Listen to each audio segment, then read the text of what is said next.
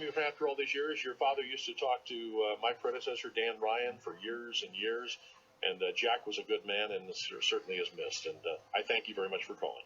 I appreciate you, sir. Thank you. All right, there is Juliet out there on 570 WKBN. 8:27 after 8 o'clock. This is the Dan Rivers program. Paul, you're up next. Stand by. Good morning. Well, I'll ask Paul if he thinks what I have is pretty much on the money here.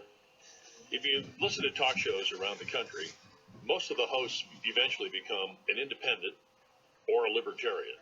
And that's a good middle ground for everybody. And they go out there and they just say, hey, I can go either way. And I'm independent. I'm independent.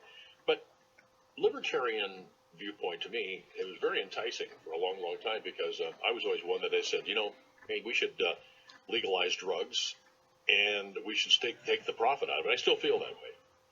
But where I kind of lost my touch with the Libertarian Party was that if you go out and you decide that you're not going to have health insurance and you get injured, the general public still takes care of you because we are a compassionate nation. But as a libertarian, you're pretty much free to do whatever you want if you don't want to have insurance. That's my viewpoint. So I'm going to ask Paul about that, and he's on our line right now. Paul, what about the health insurance angle there? And so what's your question, Dan? The question is that I decide that I'm not going to have health insurance, and I'm not going to participate in anything. But if, in fact, I do get injured and I'm indigent, we still take care of myself, even though I've decided not to participate in it, and maybe I could have. So I guess the question becomes, isn't it a little bit irresponsible because I'm allowed to do whatever I want, but I still take advantage of living here? Well, I think that's a good question, and there's a whole lot of stuff in that very simple question, so I'll break it out. If I have assets, I'm not indigent. And so the idea of accountability and paying your own way for what it is that you want to do is most specifically a libertarian principle. Mm-hmm. And those should be enforced with folks that can't afford. Libertarians are not against taking care of indigent people or helping folks that are at the lower end of the economic class. And that's a common mistake and fallacy. We're not a party that says, step over people that can't afford, basic health care. But we're not a party that says those that can misuse the system. Okay. All right. That's fairly clear. I understand that. Now let's go on to the condition of the world, because,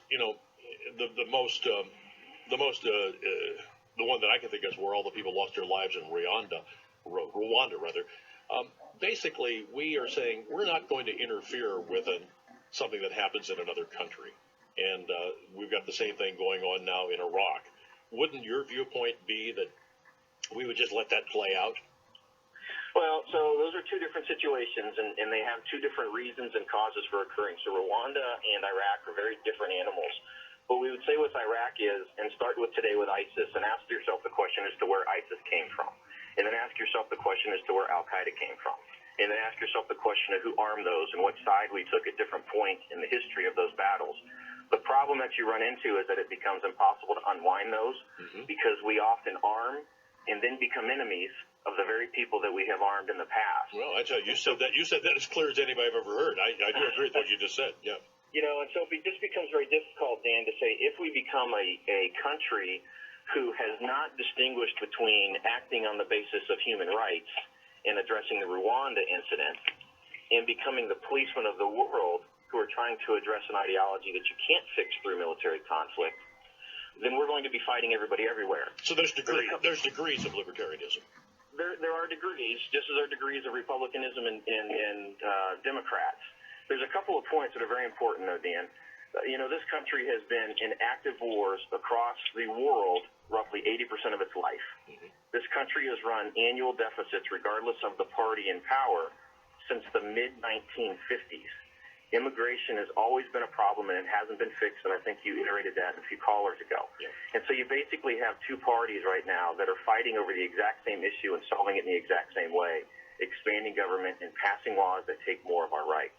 Libertarians say government's important. It needs to be here. People need protected. We have a constitution. However, it doesn't need to continue to expand and continue to take our personal rights. And that's all that it is.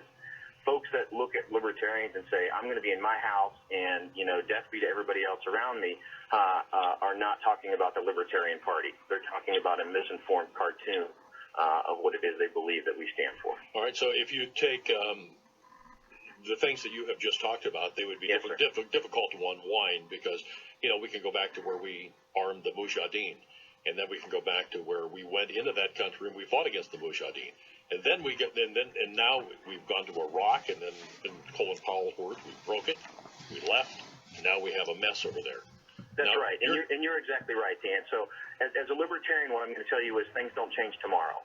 If a libertarian is elected to office tomorrow, it doesn't mean that all of our troops withdraw. Mm-hmm. It doesn't mean that we balance our budget tomorrow and the tax code goes away.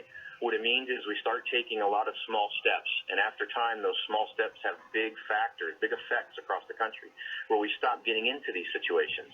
There is no doubt that there's a problem in the Middle East, and we are a part of not only its origination, but its ongoing problem. And we've got to be able to wind ourselves out of that slowly. Picking up and walking out isn't going to be any better than us being there today, but there has to be a particular way for us to become less aggressive in areas around the world where we're not acting in a humanitarian stance. Let me ask you, do you somewhat agree with President Obama's hands off in saying that if there's going to be a solution, it's going to have to come internally?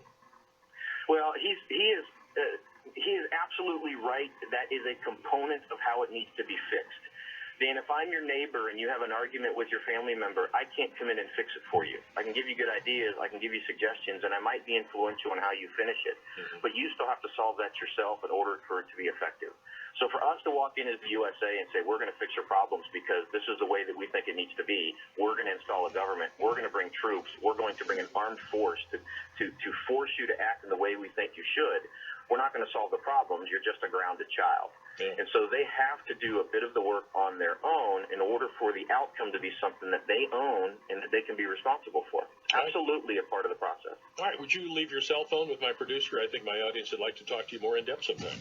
I'd love to, and I live about 10 minutes from your studio. I'd love to talk to you. Very good. Viking, if you will, grab his cell, and we'll set up a date. Thank you very much, Paul. Moving on to our other friends here that have called here this morning. Here is Tony in